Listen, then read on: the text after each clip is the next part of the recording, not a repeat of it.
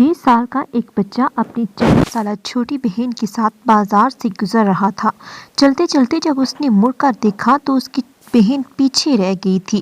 وہ ایک کھلونوں کی دکان کی کھڑکی سے اندر کسی چیز کو بڑے شوق سے دیکھ رہی تھی۔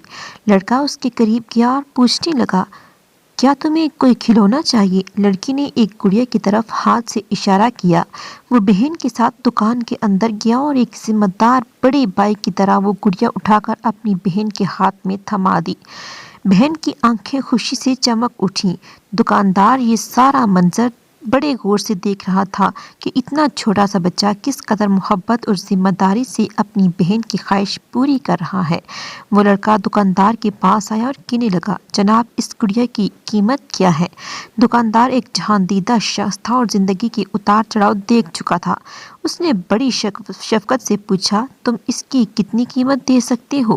لڑکے نے اپنی جیب سے وہ ساری سیپیاں نکالیں جو اس نے ساحل سے چنے تھے اور دکاندار کے سامنے میز پر رکھ دیے۔ دکاندار ان سیپیوں کو ایسے گننے لگا جیسے پیسے گن رہا ہو۔ اس نے لڑکے کی سمت نظر اٹھا کر دیکھا۔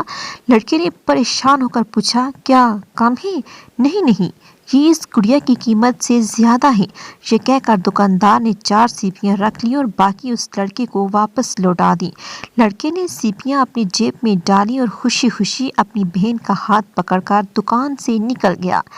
دکان کا ایک کاریگر یہ سارا ماجرا بڑے غور سے دیکھ رہا تھا۔ دکاندار کے پاس آ کر کہنے لگا، جناب آپ نے اتنی قیمتی گڑیا صرف 4 سیپیوں کے عوض اس بچے کو دے دیے۔ دکاندار کہنے لگا، یہ ہمارے لیے سیپیاں ہیں لیکن اس لڑکے کے لیے بہت قیمتی ہیں۔ اس عمر میں شاید اسے اندازہ ہی نہیں کہ پیسوں کی اہمیت کیا ہے، لیکن جب یہ بڑا ہوگا اور اسے بھی ہماری طرح سمجھ آ جائے گا اور جب اسے یاد آئے گا کہ کبھی اس نے اپنی بہن کے لیے ایک گڑیا صرف 4 سیپیاں دے کر خریدی تھی، تو وہ سمجھے گا کہ دنیا اچھے انسانوں سے بھری پڑی ہے۔ اس سے اسے ایک اچھا سبق ملے گا اور ممکن ہے کہ یہ واقعہ اسے بھی کسی کے ساتھ اچھا کرنے کی ترغیب کا باعث بن جائے۔